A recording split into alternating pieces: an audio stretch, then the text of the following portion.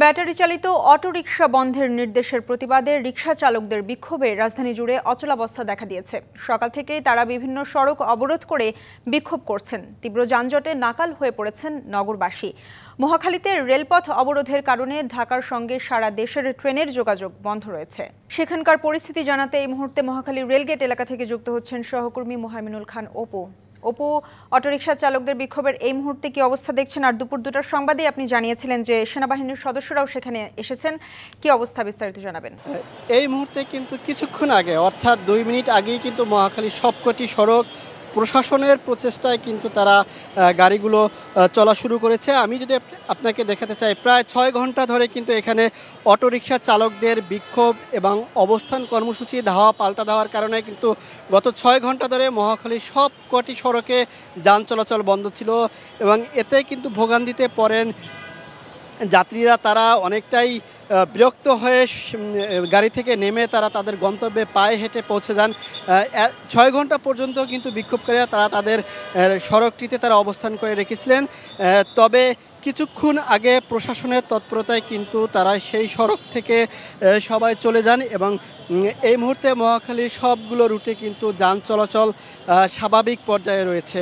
বলা চলে যে সকাল 9টা থেকে কিন্তু অটোরিকশা চালকরা হাইকোর্ট থেকে যে আদেশ দেওয়া হয়েছিল সেই আদেশের প্রতিক্রিয়ায় কিন্তু তারা এই মহাখালী রেলগেট সহ আশেপাশের সড়কে অবস্থান নিয়ে তারা তাদের বিক্ষোভ এবং অবস্থান কর্মসূচি এবং তারা তাদের দাবি দেওয়াগুলো তুলে ধরেন।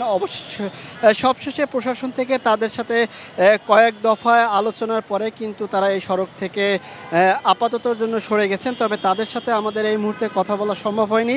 তারা কি স্বেচ্ছায় সরে গিয়েছেন নাকি প্রশাসন। নগদের সর্বোচ্চ বার 167 টাকা রিচার্জে পাবেন 1 লাখ টাকা পুরস্কার। আরও আছে প্রতি সপ্তাহে পুরস্কার ও ক্যাশব্যাক।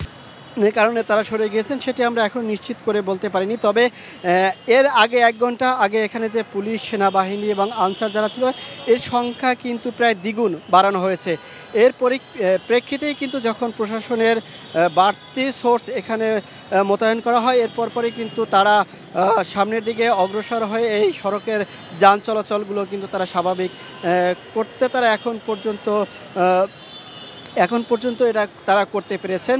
তবে এই সড়কগুলোতে দেখা যাচ্ছে যে ব্যাটারি চালিত অটোরিকশার কারণে সড়কে প্রায়ই নানান ধরনের দুর্ঘটনা ঘটে থাকে। এর প্রেক্ষিতে কিন্তু এই হাইকোর্ট থেকে একটি আদেশ দেওয়া হয় যে 3 দিনের ভিতরে সকল অটোরিকশা, ব্যাটারি চালিত অটোরিকশা যেগুলো রয়েছে সেগুলো যেন বন্ধ করা হয়। কিন্তু এই আদেশের পরে এই অটোরিকশা চালক যারা রয়েছেন তারা কিন্তু তাদের দিক থেকে দাবিগুলো যে তুলে ধরেছিলেন। তারা বলছিলেন যে তাদের পরিবারে অনেক সদস্য রয়েছে, তাদের একটি মাত্র রিক্সা দিয়েই তারা তাদের সংসার চালান। কিন্তু তারা বলছেন যে সরকার তাদের ঠিক করে দিক তারা কোন কোন সড়কে অটোরিকশা চালাতে পারবেন কি পারবেন না। তবে এখানে আমরা অনেক পথচারীদের সাথেও কথা বলেছিলাম। তারা যেটি বলেছেন যে ব্যাটারি চালিত অটোরিকশার কারণে অনেক দুর্ঘটনা ঘটে থাকে। তাদের কোনো প্রশিক্ষণ দেয়া নেই, লাইসেন্স নেই, তারা তাদের ইচ্ছা মতো সড়কে কিন্তু দাপিয়ে বেড়ান। সেই ক্ষেত্রে অনেক ক্ষেত্রে দুর্ঘটনা ঘটে থাকে। এবং এখানে থাকুন, আমরা পরবর্তীতে আপনার কাছ থেকে আরো বিস্তারিত জেনে নেব।